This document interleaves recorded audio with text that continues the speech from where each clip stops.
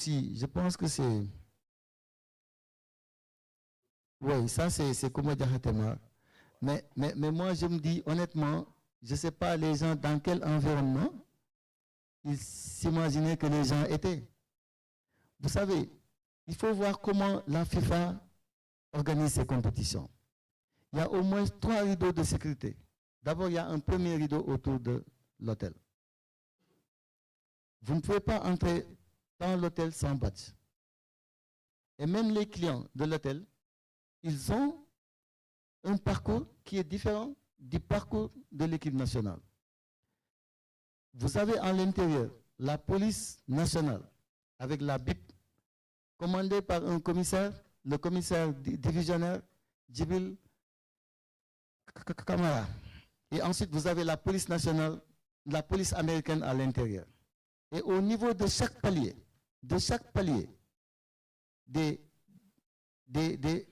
à la sortie des ascenseurs, vous avez le dispositif de contrôle de la FIFA. Vous ne pouvez pas traverser ces paliers sans badge. C'est impossible. Donc, je ne sais pas comment on peut imaginer des choses pareilles dans l'environnement de l'équipe nationale. Et je pense que ça, c'est manquer de respect, déjà aux athlètes, mais manquer de respect aux dirigeants de la Fédération sénégalaise de football. Vous savez, nous sommes de grands commis de l'État. Moi, j'ai fait 35 ans d'administration. Je pense que tout le monde, les gens se connaissent ici dans ce pays.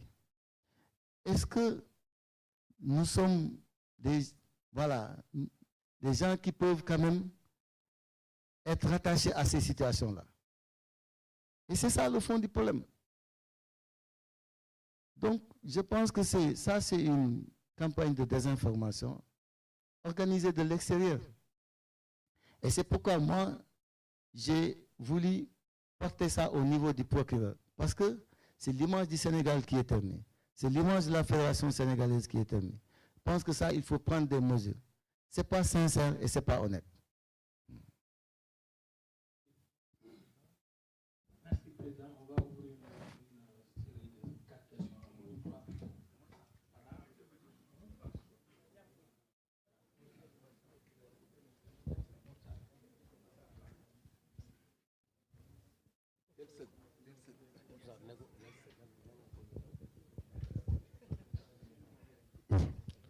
Donc, bonjour tout le monde, c'est Modou Gueye, I24 Sénégal.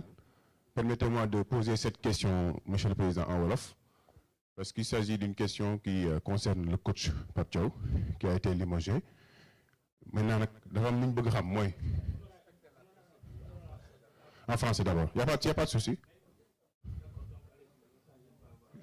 En Wolof, hein?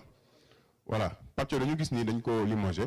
Est-ce que le fait que mu am résultat yi nga xamné ni mom lañ doon xaar te amuñ ko ci mom moy mu dem quart de finale te demu fa loolu mo lañu dakk ko et si est-ce que il est le seul responsable de cet échec nga mëne tuddé nonu wala aussi am na responsable yu ñu xaar ci échec boobu.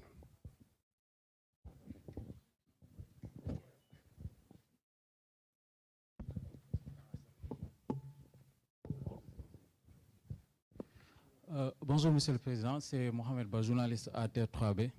Alors, à la suite de la débarque des Lions au Mondial, une demande de mission d'audit parlementaire a été déposée auprès du président de l'Assemblée nationale. Quelle a été votre réaction à cette initiative et estimez-vous qu'un tel audit est justifié?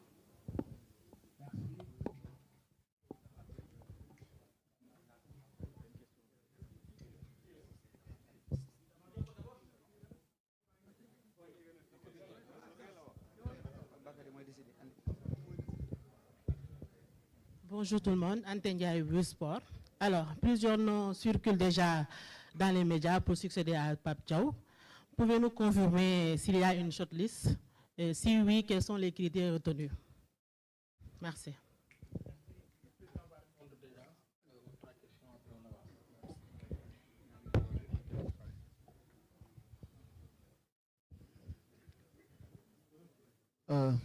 Damay njëkk ci question bi ñu posé en wolof en fait